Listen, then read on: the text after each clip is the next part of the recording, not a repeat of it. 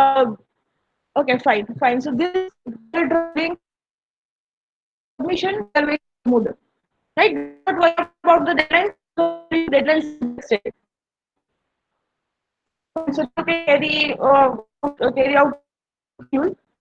Let's share this link with the other students.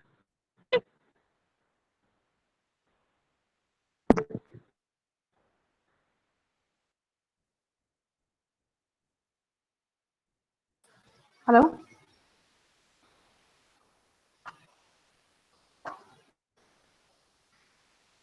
am I audible, everyone? Properly?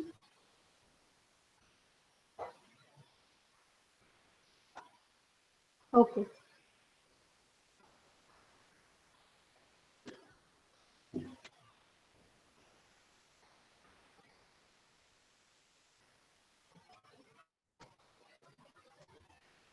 Okay, then let's start with the today's lecture.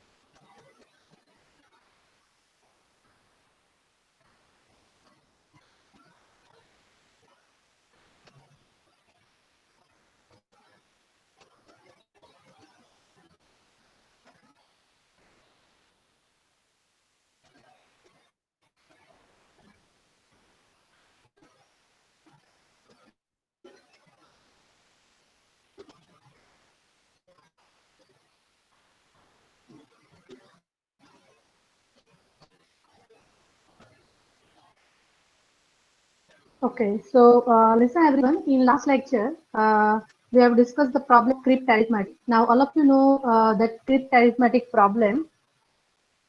Now in that, which are the rules? All of you know that 0 to 9 digits you can take. Again, I repeat the same problem, sand plus more equals to money, so you can understand better.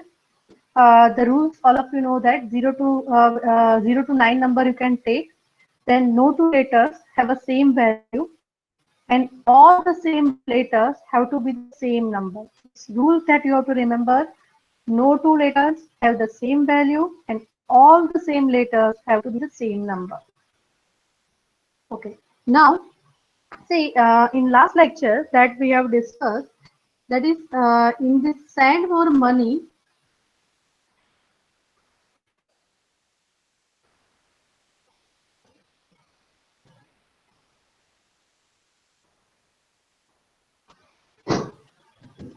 Okay, so now listen, here in this case, the M at the beginning of the money is a carry from the thousand place.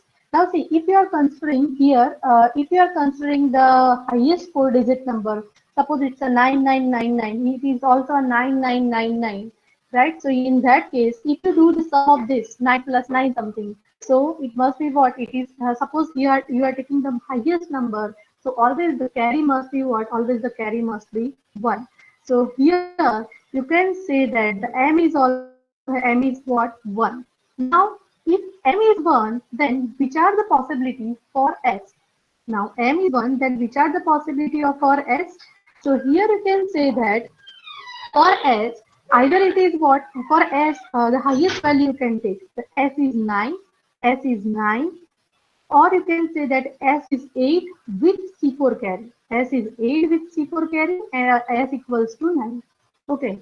Now, so let's say suppose if you are considering S equals to 8. So it becomes what? 8. Here carry is let's say 1. So 8 plus 1, 8 plus 1, 9. And M is M already you have taken, that is 1. So 8 plus 1, 9. 9 plus 1, 10. So that means what is the value for O? The O equals to 0. Now, if you are considering 9 with no carry, then at that time it is what? S is 9, M is 1. So 9 plus 1, that is 10. So at that time also the value of O is what? 0. Now consider the third case. That is S equals to 9 with carry C. Now, if I am considering S equals to 9 with carry C4, then it is what? 9 plus 1, 10, and M is what? 1. So 9 plus 1, 10, plus 1, that means 11. So what is the value for O? The O is what? 1. So here I can say that for O, there are two possibilities, 0 or 1. 0 or 1. But see, the M equals to 1 that we have taken. And the rule is no two letters have a same value. That's why you can say that O equals to 0. So here, after getting these two values, this particular state we are getting. Up to this clear, everyone? The value of M and O, please tell me so we can proceed further.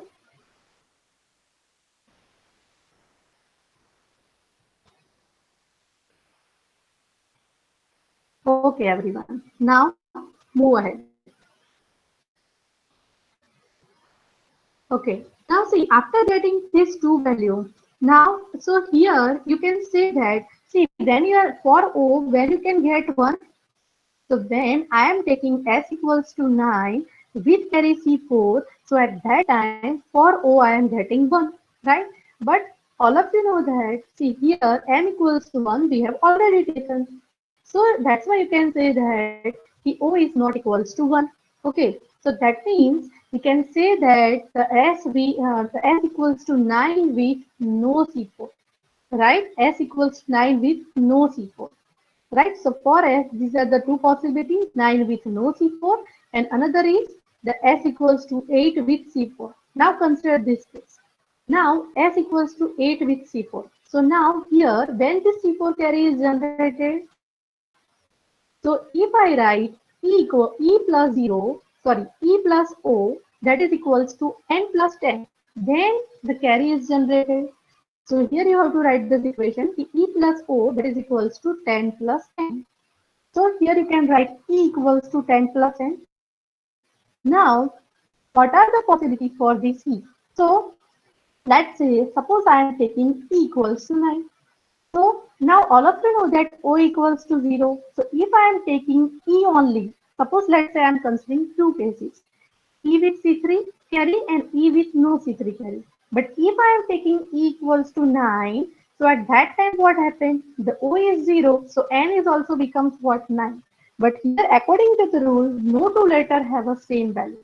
So that's why you can say that compulsory you have to take what? E with carry C3.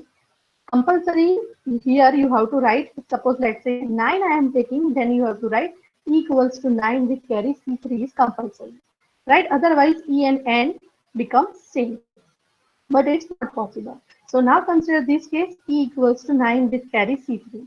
But see, if I am taking E equals to 9 with carry, then it becomes what? 9 plus 1. So 9 plus 1 is what? 10. So at that time the value of N becomes what? 0. So N equals to 0, but it's not possible. Why? Because O equals to 0 that we have already taken, so it's not possible. So now what is the another that we can think? So because see here the carry is generated, so maximum value of E we have to take. So now we are considering E equals to 8.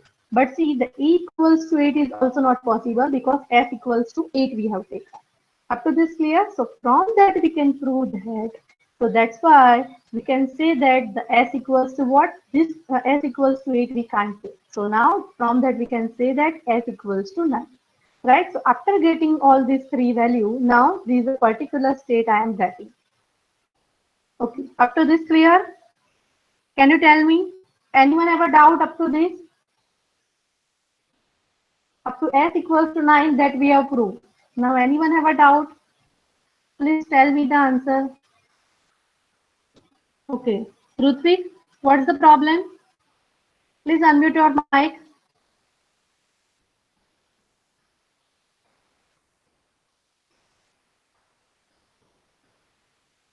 Okay, no doubt. Fadil, please unmute your mic.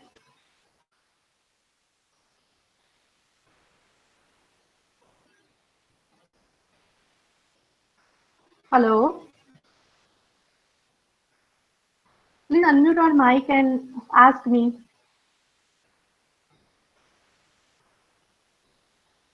Listen, Khantil, here you have written e plus 0 that is equals to 10 plus n. See, here, why we are write this equation? Because here C4 is a carry. Now, when carry is generated, so if I taking this value e plus 0, the summation of that must be what? N plus something. Then you can say that the carry is generated. Clear? That's why I have written this. N plus 10 means then you can say that the C4 carry is generated. Okay, so most of the students have no doubt. Okay, now uh, go further. Up to this clear, I think everyone.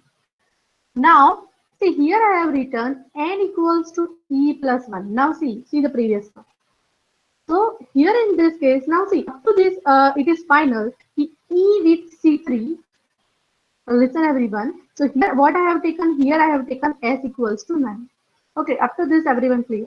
Now see this equation. See here, if I am not considering this C3 carry, then what happens? E and N both are what same, but it's not possible because O is 0 and that's why you must have to consider E with C3, otherwise E and N becomes same. So here can you write C3 is a carry, so here can you write E plus 1 that is equals to N. According to that you can write N equals to this what N equals to E plus C3 means E plus let's say carry 1, E plus carry 1. Now also here in this case, sorry. Okay. Now the next is when you can say when the C3 carry is generated. So if I write n plus r that is equals to e plus 10, then you can say that this C3 carry is generated. So here I can write n plus r that is equals to 10 plus e. Again I repeat, when this C3 carry is generated, when I write n plus r that is equals to e plus 10. Because if I am not considering this C3 carry, then e and n becomes same. So that's why first equation what I have written n equals to e plus 1. And when this C3 carry is generated, if I write n plus r that is equals to e plus 10. Okay. Now, then after what we have to do in this n, because all of you know n equals to e plus 1, so put that value over here. So what you get the value of r equals to 9. So it is not possible. Why? Because s equals to 9. That is already that we have taken and no two letters have a same value. Right? So what it means? So if I am using this equation, then I can say that see, I am getting r equals to 9. So it's not possible. So now you have to think that, see, by using this, I am not n plus r that is equals to 10 plus e. I am not getting r equals to 9. So that means here you have to think that may be possible that there must be a carry from the what one's place. There is a carry from the what one's place that you have to think. So that means if the C2 carry is there, then how to write the equation? 1 plus n plus r that is equals to e plus 10. Why 10? Because here C3 carry is generated. Right? So here, if I am using n plus r equals to e plus 10, but I am not getting the solution, so you have to assume there is a carry from the ones place, right? And if there is a carry from the ones place, means this C2 carry. Then how to write the equation? 1 plus n plus r that is equals to e plus 10. So here I have written the equation, right, with C2 carry. So now when I'm using this equation, so what I'm getting the value r equals to 8 and r equals to 8, it is not taken. So that means, so up till now we are getting this value m equals to 1, o equals to 0, s equals to 9 and what r equals to 8. So up to this particular state you are getting this, up to this value you are getting. Okay. Now, next, think about this equation. So now, why I have written here d plus e equals to y plus 10? Because see, this is a C1 carry, this is a C2 carry, because C2 carry is generated. And how the C2 carry is generated? When you write the equation d plus e equals to 10 plus y. Okay. Now, then after you have to think, which are the possibility for y? So this clear everyone? Up to r equals to 8. Any doubt until now? Any doubt? Okay.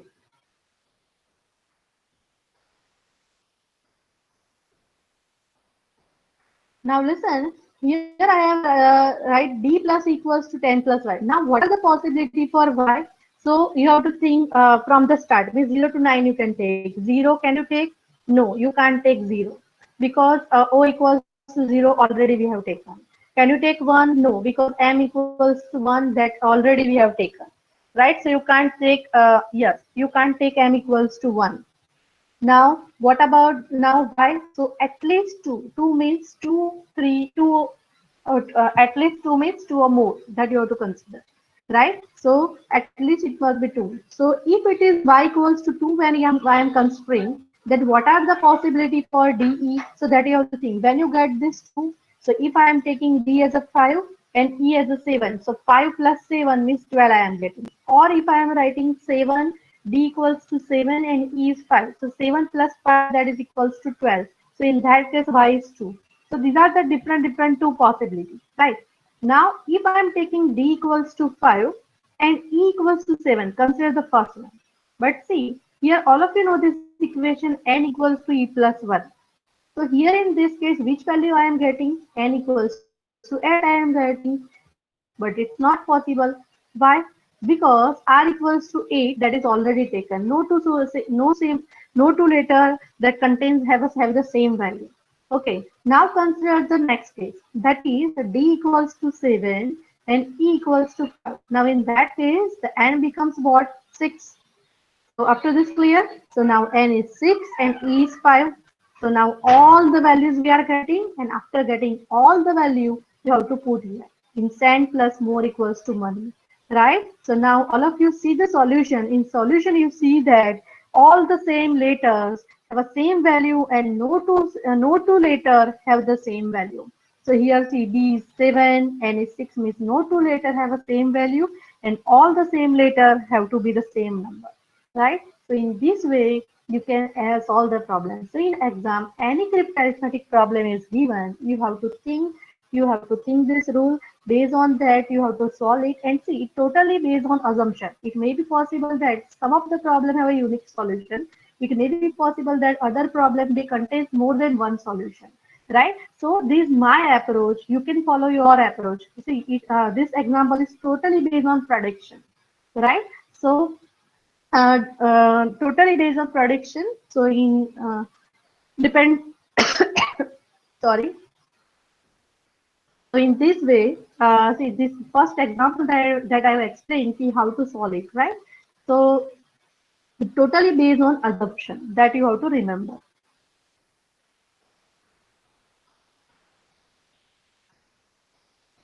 Mayank,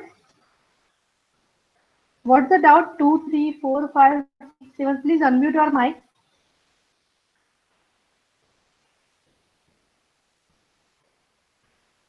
Hello.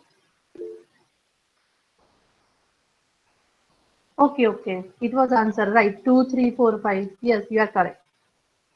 Okay. Okay, now everyone. I will show you another example, right? So based on that, you can understand.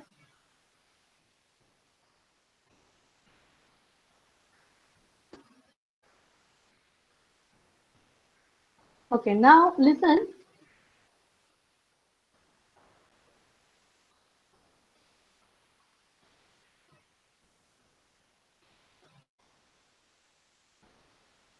Okay, so my question is Donald plus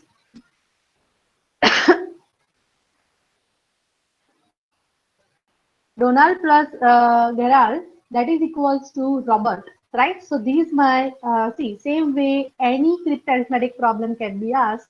You have to solve in exam. Suppose this is my problem. Okay, so now so here you can say that D plus D that is equals to T, L plus L equals to R. In that way you have to think. All of you know that. All of you know the rule. No two letters have the same value. All the same letters have to be the same number, right? All of you know that.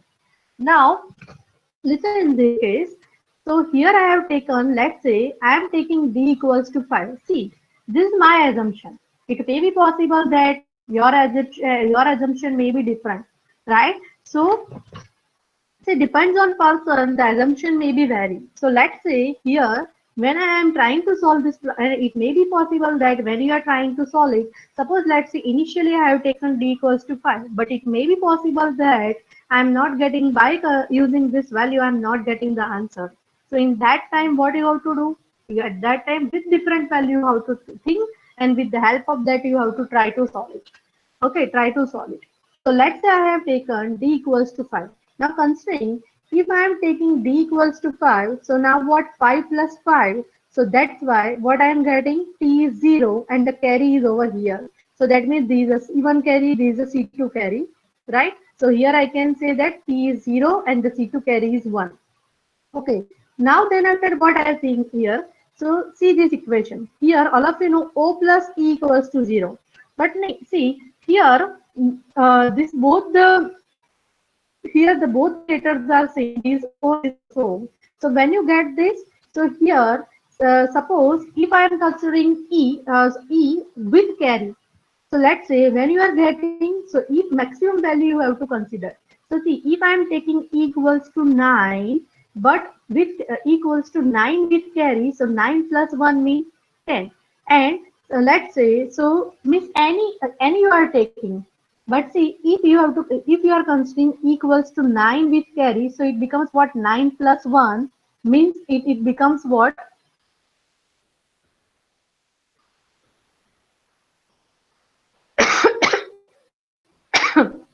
Sorry.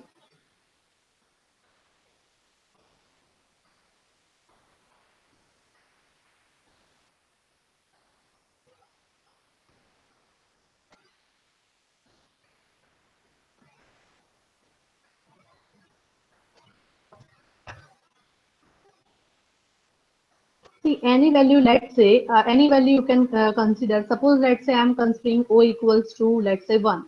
O equals to 1. So, if I am considering E equals to 9 with carry, so what I get 9 plus 1, 10, 10 plus 1, 11. So, that means both O letter contains the same value, right? So, here you have to take, when you can say these two values, so these two values are same. So, if I am considering E equals to 9 with carry, equals to 9 with carry. So any value you can take. Suppose let's say I'm taking O equals to 2. So what if I'm considering E with carry? So now what equals to 9? So 9 plus 1, 10. Let's say O is 2. So then 10 plus 2, 12. So now the answer is what? 12.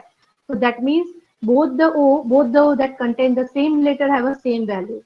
Right. So in this case, you have to consider what equals to 9 with carry, right? That we have to consider. Now suppose the different another approach, that is equals to let's say okay, when these two value become same, when I'm considering what without carry, when I am considering this E as a 0, so E equals to 0, then without carry, then these two value become same. But see, all of you know that it's not possible. Why? Because T equals to 0, that we have already taken, right? All of you know that. Now then after consider, here the equation I have written 1 plus A equals to E. Why? Because see here the E equals to 9 and E equals to 9, it's an odd number. So when you do the sum of let's say even number, then you are not getting this odd number. Right? So here what you have to do, here you have to write the equation 1 plus A plus E, that is equals to E. Right? And when you get the E, so if I take A equals to 4, so 4 plus 4, 8 plus 1, so then I am getting the value E as a 9. That's why and then the next answer we are getting it, that is A equals to 4. Okay.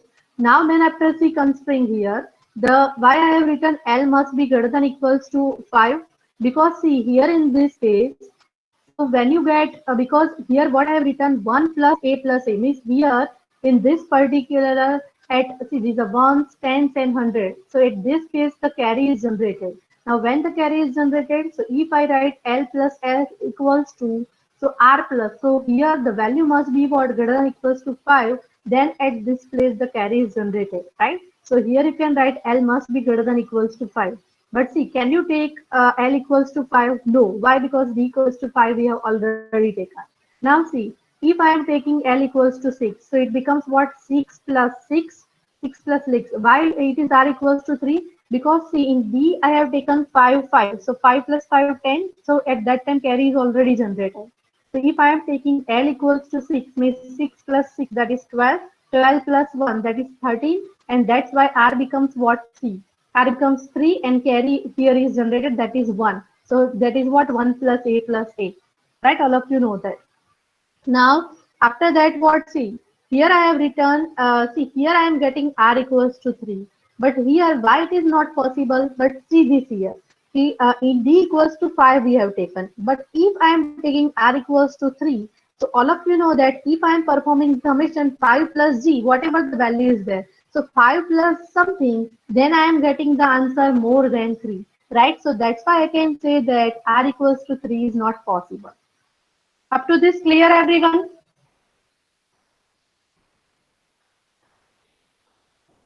Let me know. Up to this clear, everyone? Please tell me.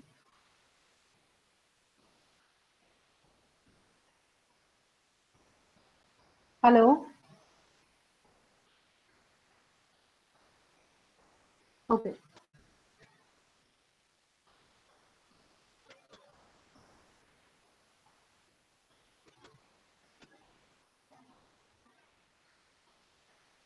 Now see here in this case, so okay, up to this clear. Okay, 5 plus something, that means it must be about greater than 3. So that's why we can't consider R equals to 3. Now let's say consider L equals to 7. Now when I am considering L equals to 7, so 7 plus 7, 14 plus here carry, that means 15. But see, R equals to 5 is not possible because D equals to 5 we have already taken. Okay, now consider the case L equals to 8. So if I am considering 8 plus 8, 16 plus carry, that means 17. So now this combination is possible. L equals to 8 and R equals to 7. Okay. Now all of you know R equals to 7 we are getting. So now when R equals to 7, then what is the possibility for N? So now that you have to consider. So if R is 7, then when carry here is generated, so when R is 7, so if I am taking N as a 3, then the carry at this particular place is generated, right? Because here in first step we have considered E equals to 9 with carry that we have considered, and when this carry is generated, so R equals to 7, so when I take N equals to 3, then carry is generated. But when I am taking N equals to 3, so what it becomes? 7 plus 3 means 10. So B equals to 0 is not possible. Now another is N equals to 4, we can't take because A equals to 4 that we have already taken. Now next N equals to 5, already we have taken for D equals to 5, we can't take. And that's why N equals to 6. So when you take N equals to 6, so it is what? 6 plus 7, so B becomes 3. Right? So up to this clear, everyone? So B is what? Here you can say that it is 13, so carry here is generated. Now here in this case, what is the next step? So here in this case, or can you write 1 plus D plus G equals to R? Because here we have considered E equals to 9 with carry. And when we are considering E equals to 9 with carry, what we get here? 10. So that's why here carry is generated. So 1 plus D plus G, that is equals to R. Now R equals to 7. All of you know that. D we already know. D equals to 5. So what is that? So here you can write G equals to 1. Okay, so now all are taken 1, 3, 4, 5, 6, 7, 8, 9, 0. All are taken. Only one is remaining, that is O equals to 2. Okay, so now see here when I put O equals to 2, all of you know here carry is there. So what? 9 plus 2, 11, 11 plus 12. So that means this O and this O becomes 6. Right? So these are solutions that we are getting. So see the solution, everyone. So in that no two letter have a same value and all the same letter have to be the same answer. So this is my answer, right? So here in this case, first I have considered D equals to 5. You can take any value based on your assumption. You have to think and you have to try to solve the problem. Okay, clear one? Clear everyone? The whole problem, anyone ever doubt? Please reply. Then after start with the next topic.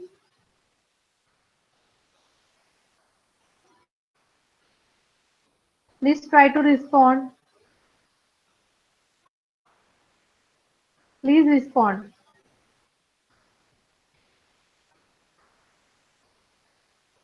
Okay, so okay, good everyone. Okay, so up to this is a crypt arithmetic problem. Now next I will explain you 7 problem characteristic.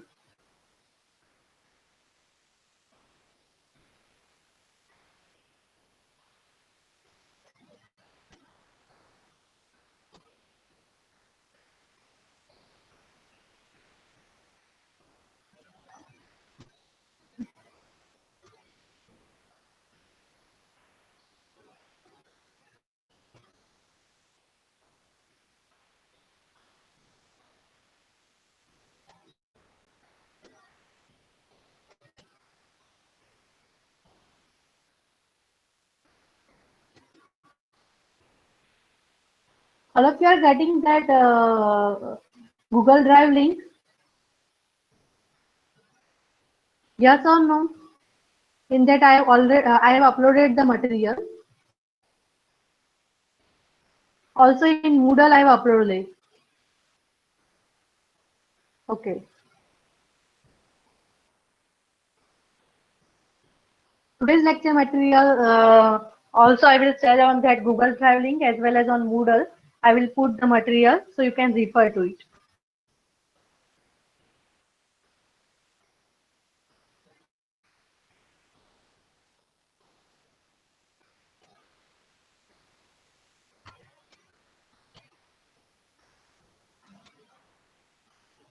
Okay, so listen everyone. The topic is problem characteristic. Now, see there are seven problem characteristics. So any problem can be asked in exam.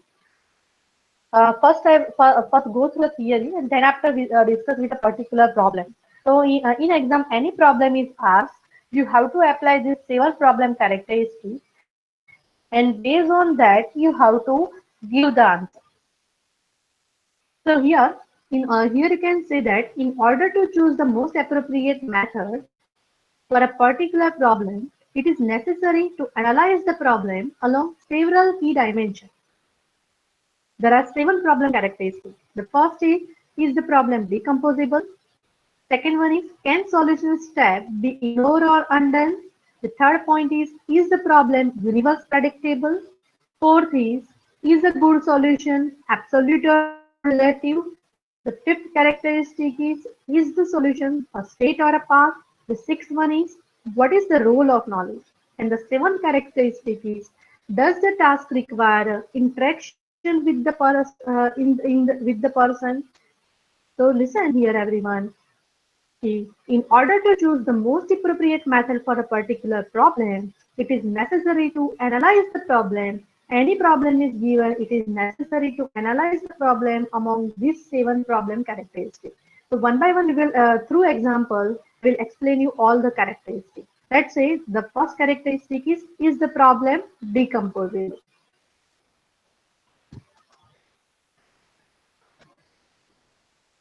Am I audible properly, everyone?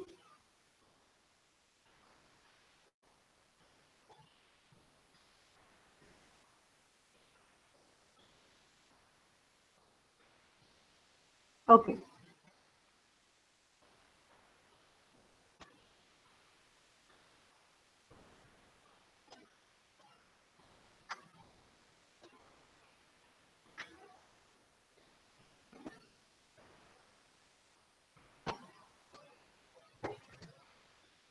Okay. So listen. Here, the first point that is the problem decomposable? So here you can say that whether the problem can be decomposed into a smaller problem. Through this example, I will explain you.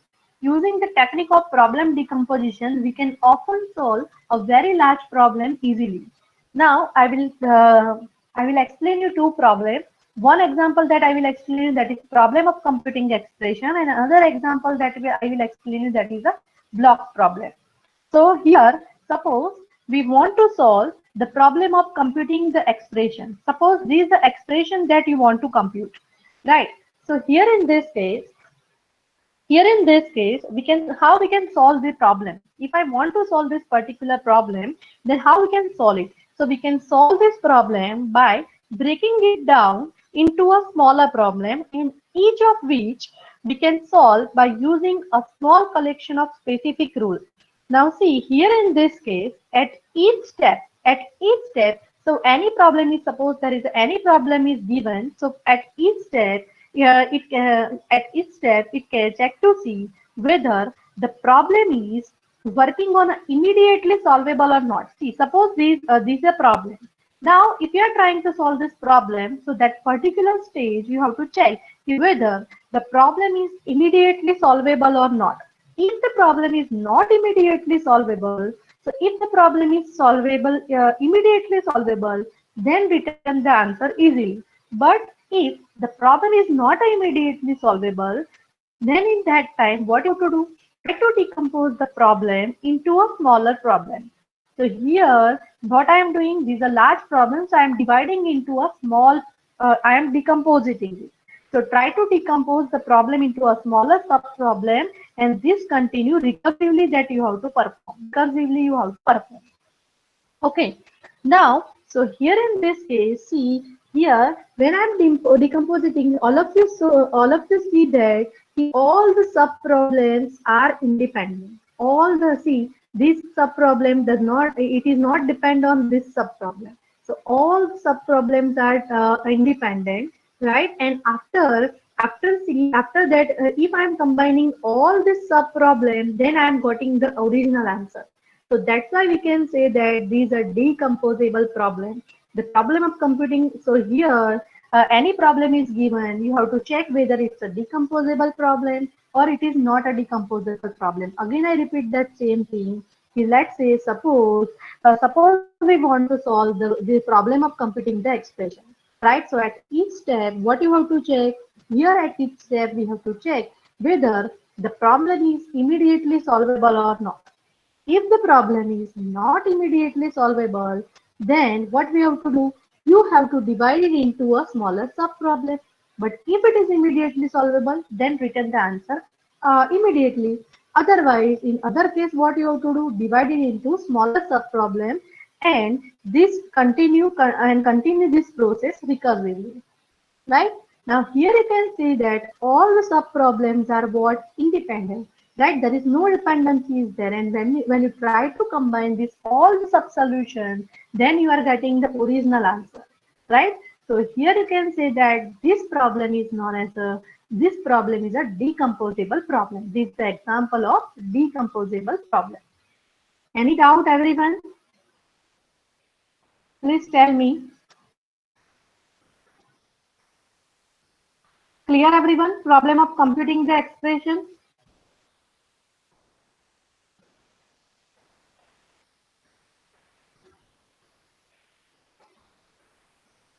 Okay.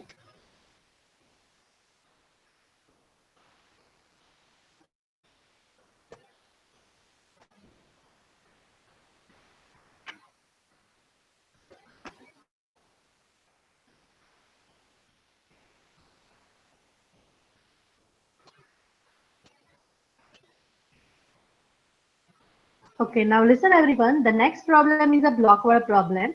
Now here the start state and goal state both are given. Okay, this is a start state and this is a goal state. Now see, before explaining this thing, there are some rules that you have to, what is the goal? B, here you can say that B is on C. On BC, what it means? B is on C and AB means A is on B, right? So which are the rules? So here you have to assume clear X. Means see, if the block has something, then you have to use apply which rule? Clear X. If you are applying clear X, what it means? Now the block X has nothing on it, and if the block has X has nothing on it, then you can pick up the X and put it on a table. Okay. Now next is clear X and clear Y. If both X and Y both are clear, so at that time, what you can do, put X on Y, means X has nothing on it, Y has nothing on it, then you can write what? Put X on Y. Okay. So these are the rules that you have to remember in this block word problem. Now, see here in this particular goal, see here in the figure, the goal is here in the figure, the goal is underlined. Now see here in this case, what I have done. So this is my problem. Now this is my problem. What I am dividing. So what I am doing it, I am dividing into a two sub problem. I am dividing into a two sub problem. So that is what one is a on BC and another is a on AB. So now if I am if here the goals are underlined. So here in this case, if I want to achieve this first one, if I want to achieve the first goal, then it's very simple. If given a start state, listen everyone, suppose I want to achieve this goal. So it's very simple if given a start state. Why? Because see, the C has nothing on it. Similarly, the B has nothing on it. So all of you know that this rule, clear X and clear Y, then put X on Y, right? All of you know that. So here, if given a start state, then this goal is very easy, right? So this goal is very easy. So on BC, it's very easy to prove. Now, The second sub goal, if I want to achieve, put here on AB means what it means? Put A on B. Put sorry, put A on B. But see the start goal, everyone. So if you want to achieve this goal, if you want to achieve this goal, so in that case, what happened? The second sub goal is not quite simple. Why? Because only the operators that we have to allow that have allow us to pick up a single block at a time. So here, if you want this, put A on B. So for that, what we have to do? First, we have to clear off A by removing C, right? If you want to put A on B, so first what we have to do? So see, this task is very simple because both are clear. So it's very simple. But in this case, what happened? So first, if you want to put A on B, for that we have to clearing of A by removing what? C, right? And before we can pick up A and put it on B, right? So this thing is a little bit done. So for that, first what I am doing, clear A. Clear A means it will remove C if I am using this operation. So first it will remove C and then put it on table. Okay, and after that you can apply this. So put A on B. So first you have to remove C and then you can do this. Okay, so now similar to the previous example, now if we try to combine these two sub-solutions, right? So at that time into a one solution, then we will fail. So here you can say that regardless of which one we do first, whether we are first I am solving this or I am solving this, we will not be able to do the second as we had planned, right? So that's why here in this case you can say that the two sub problems, these sub problems are not independent, they are depend on they are dependent, right? And that's why you can say that the problem is not a decomposable problem. See, again I repeat, here in this case the start state and goal state is given, right? So here the goal is underlined. So here I am dividing this problem into two sub problems. So see, given a start date state, then put B on C. It's very easily you can do because there nothing on it, right? So it's easily you can solve it.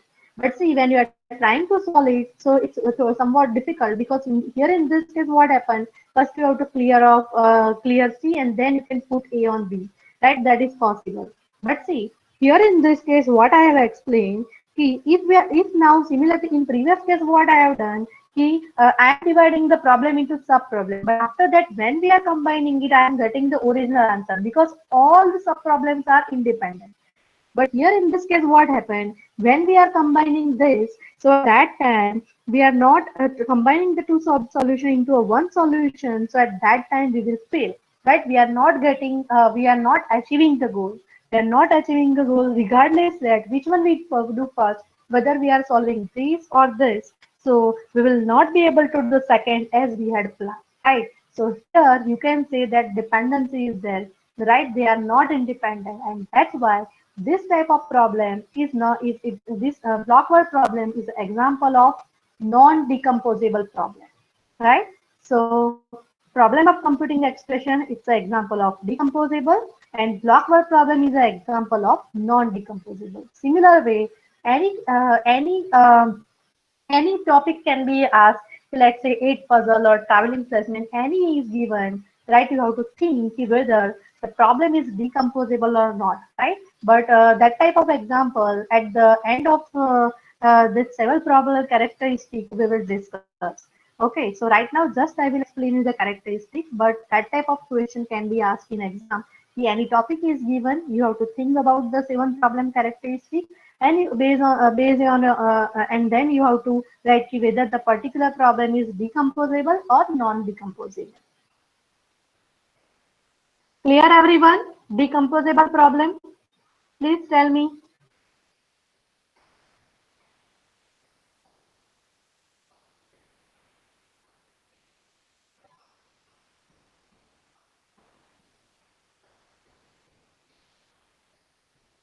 Please reply.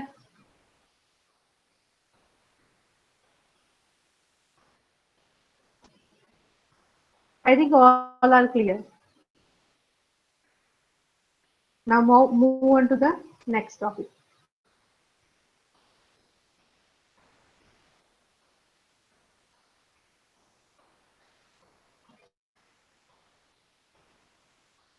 Now the next point is, can solution step ignore or undo?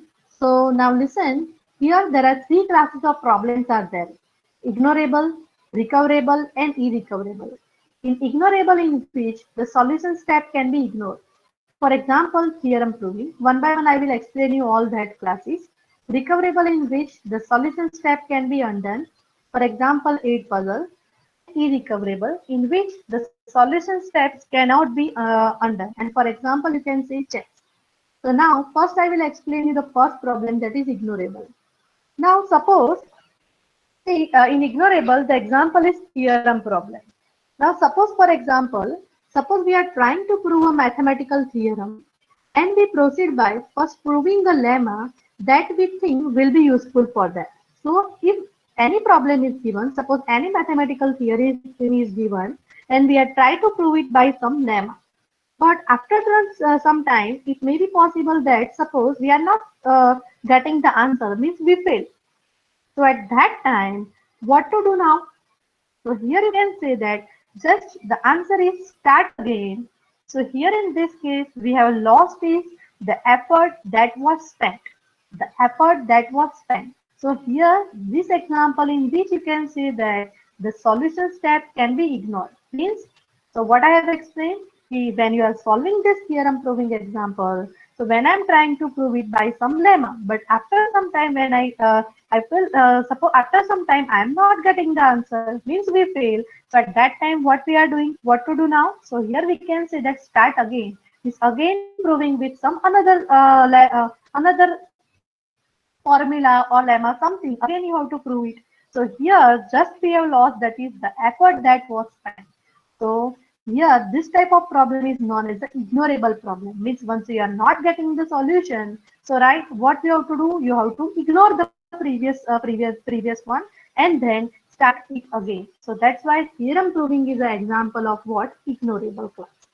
Now the second is recoverable. So in which,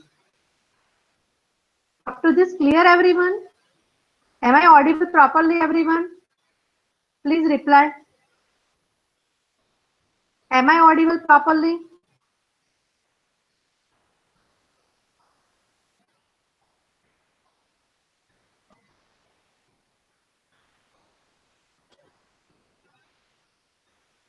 Another is the recoverable, in which the solution step can be undone. For example, 8 puzzle. Now listen, all of you know the 8 puzzle example right here. Here I have not put the figure because all of you know the concept of 8 puzzle. So in 8 puzzle, what I have explained, the 8 puzzle is a square tray in which are placed 8 square tiles. The remaining 9 square is uncovered. Each tile has a number on it. The tile that is adjacent to a blank space can slide into that space, and the game consists of starting position and another is a goal position.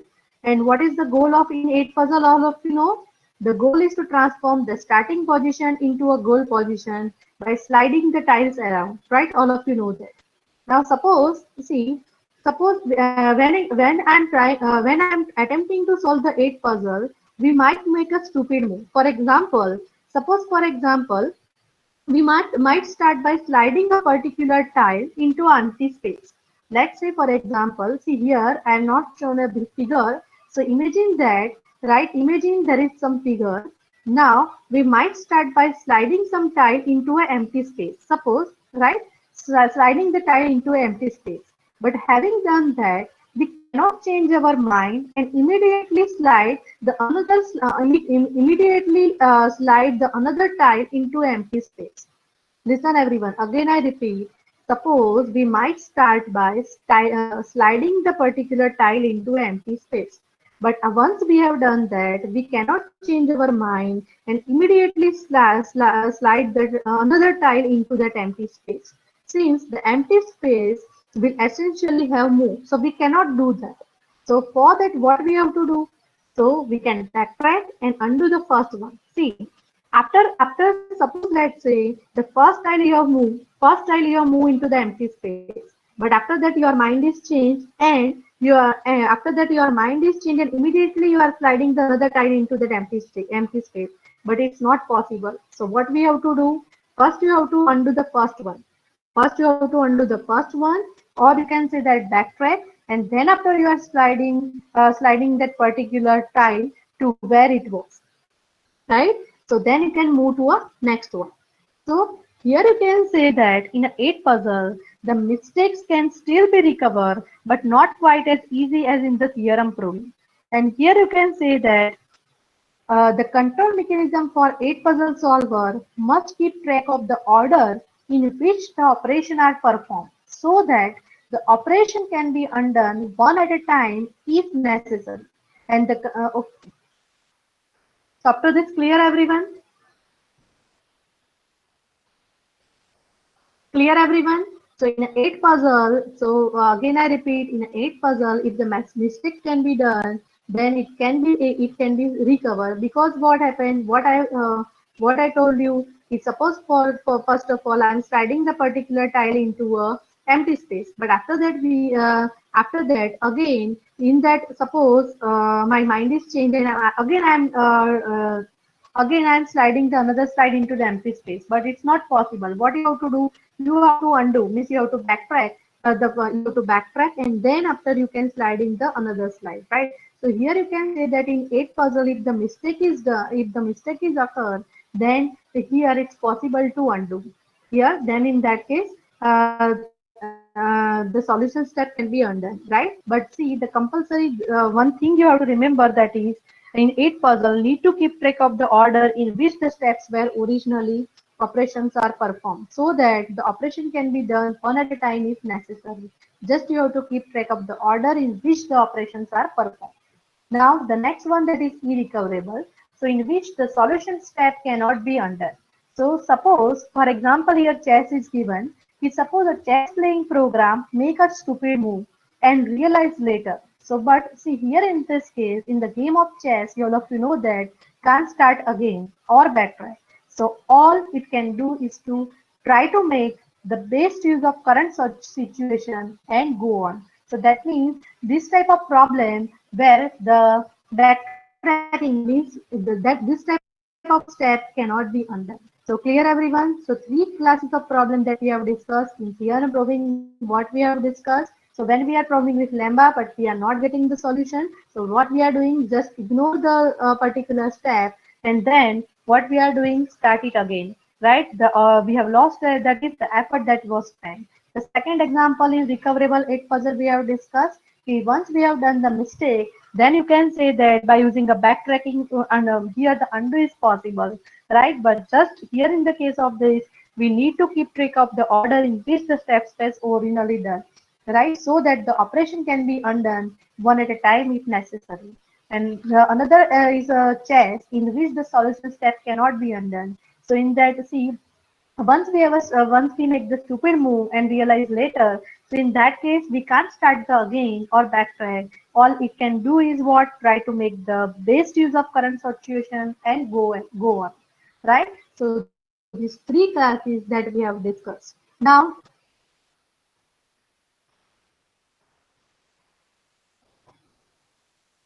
the recoverability of the problem that plays an important role in determining the complexity of control structure necessary for the problem solution. Ignorable. So in that case, the simple control structure that never backtrack. Recoverable. Slightly more complicated control structure that allow backtracking in the case of mistake. For example, stack is used. And irrecoverable, we need to have a control structure that expands a deal of effort making each decision, still the decision must be final.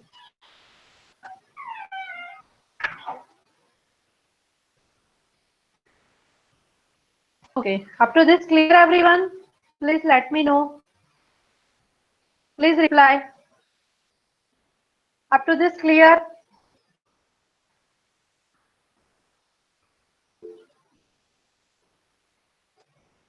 Okay.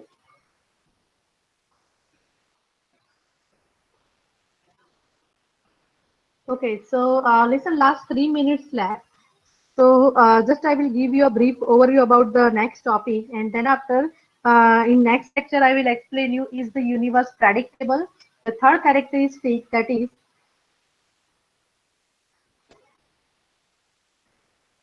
the third characteristic, that is the universe predictable? but that I will explain you in the next lecture. Just I will give you a brief overview.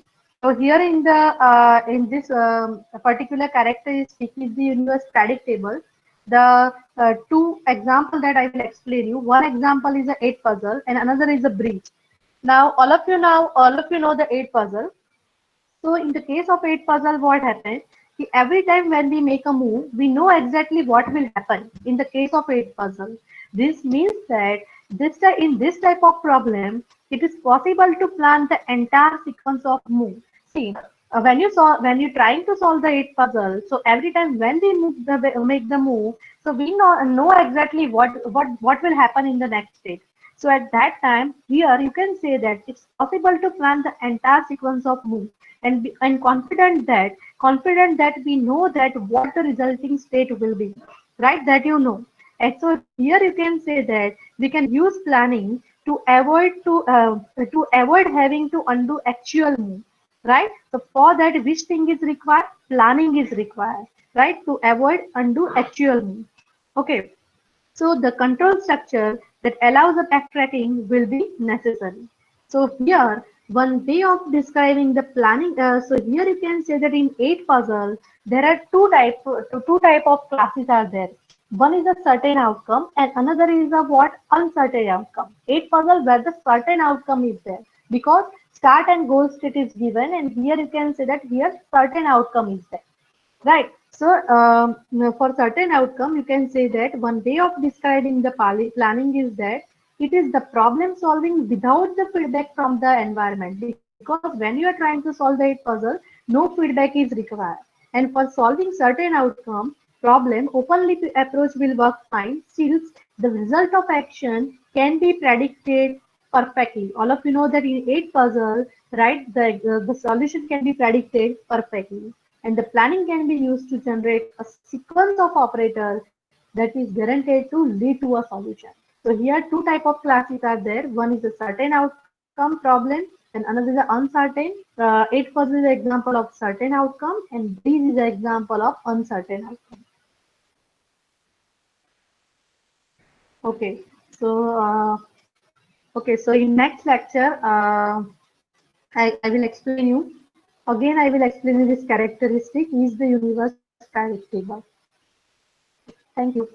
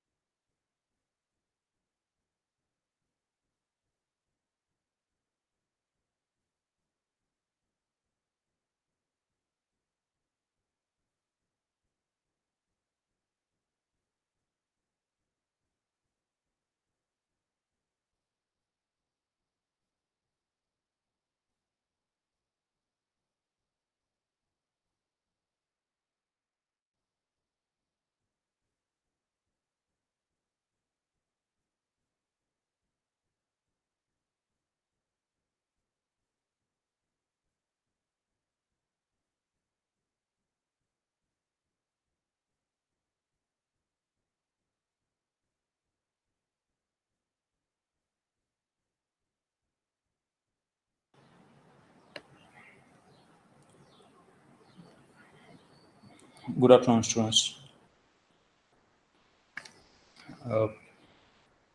Yeah, I was in other class. It took a little while to be here, to switch from one class to another. Sorry about the delay, like 5 minutes.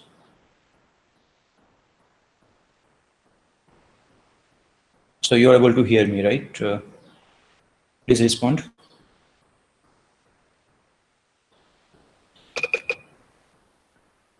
Okay. So it's lab BDA, right? I didn't know the timetable of this week, and hence few things will change. Of course, we were expecting this lab to be on Friday, but it is today. No issue as such. The only thing, the submission part will, deadlines or live lines will vary. Otherwise, the content delivery is gonna be same.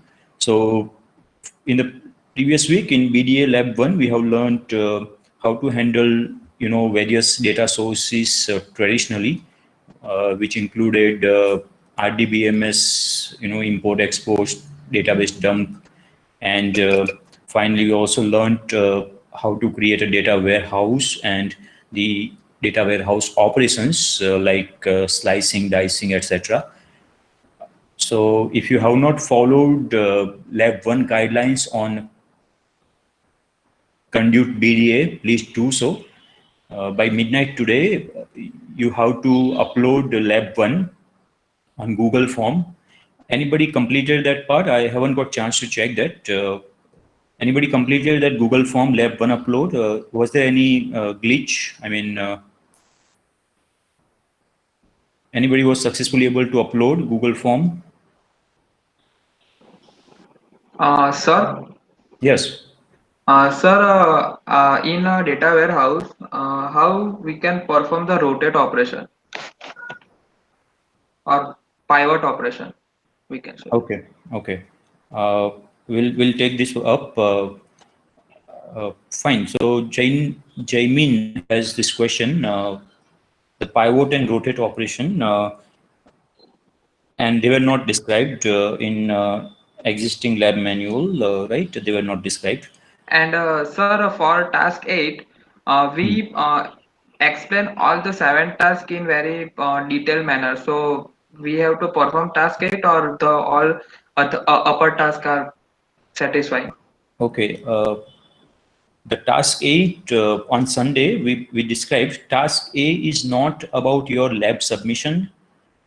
I repeat, task 8 is not about generating PDF or doc file of your lab submission. No, task 8 is about to be able to work on the presentation layer. If you are working as a developer, you might be having data sources and you might be doing some operations to get the data analytics. But once you have data analytics, you need to present to your CEO or manager in some or other medium. That medium is, let's say, presentation layer, right? That is also Okay. termed to be visualization. So the task 8 generate PDF report is a little bit, talking about that presentation or visualization. You can, explore any mechanism like generating pie chart, bar chart, or simply just a PDF file having a table which shows the analytics. So I repeat, task 8 is about the presentation or visualization layer. It's not about just your lab work submission. No. Okay. Okay. So task 8 is clear to all of you. About the other two operations which he asked, honestly, I myself have not explored those operations.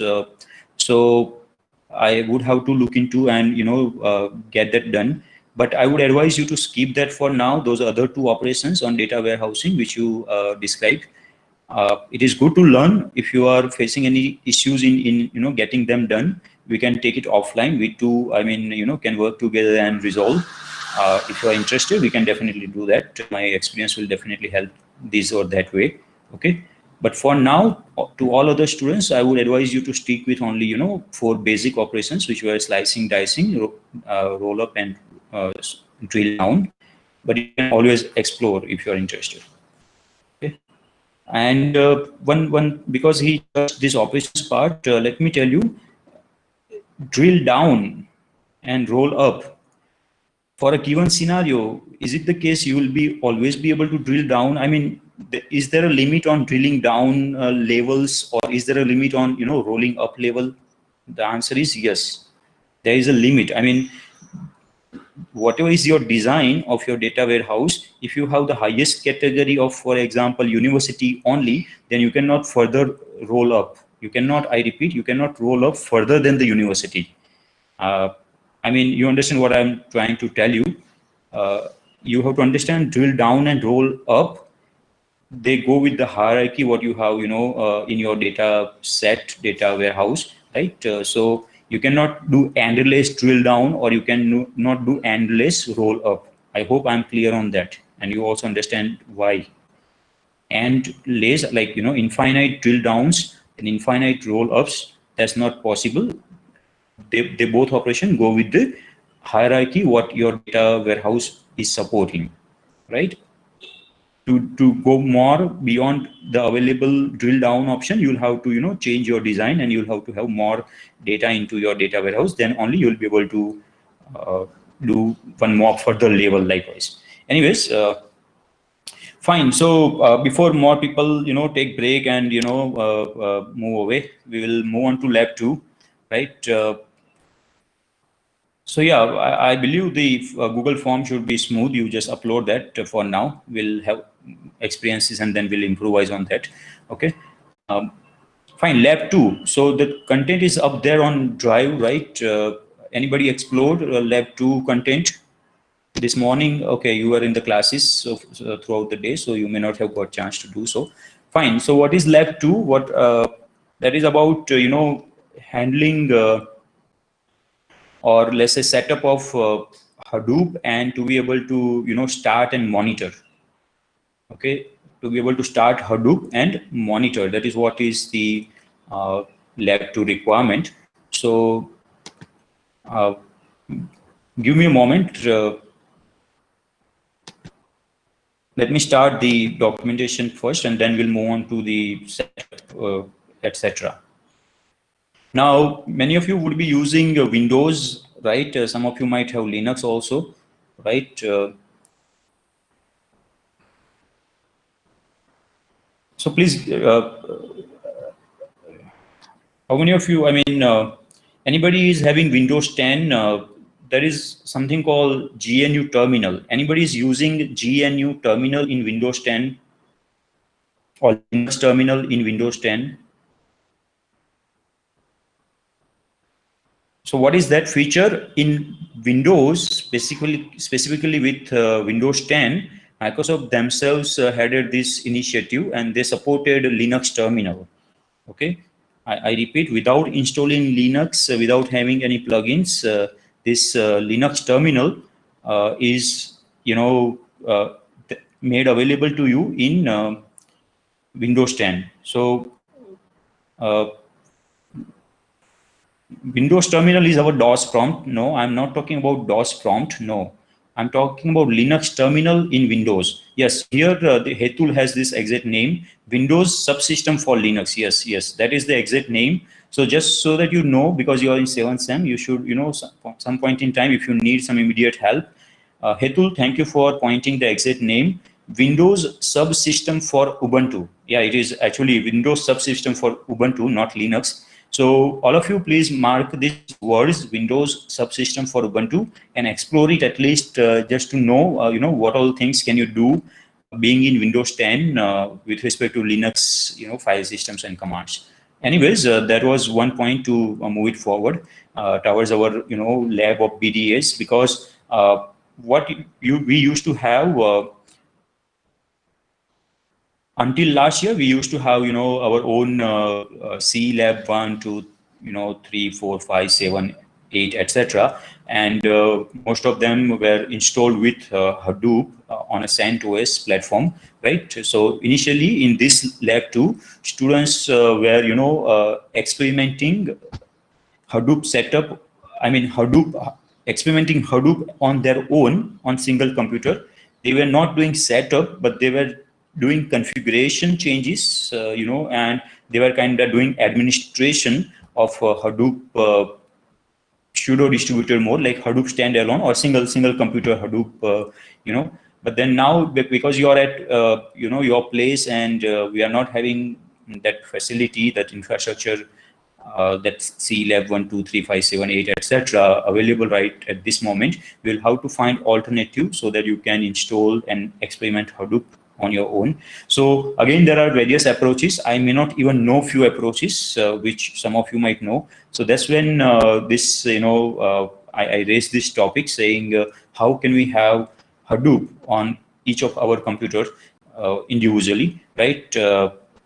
So as the video recorded shared with you in the previous class, on my MacBook, I was successfully able to install Hadoop long time ago, maybe 3 years ago, right? 2.5 or whatever, right? And is in working condition, so it is working. But now it is your job going forward to have some or other way to be able to do Hadoop interaction. I would not say installation, because the very first approach will be on your own computer, you set up the Hadoop, uh, right?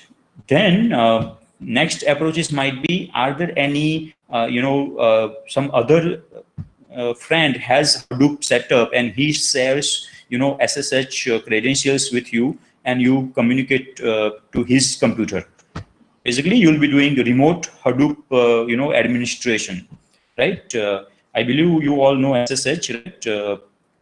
Remote desktop login, SSH, secure shell, right? The first approach to interact with Hadoop is install on our own computer, right? The second approach will be do remote to somebody else.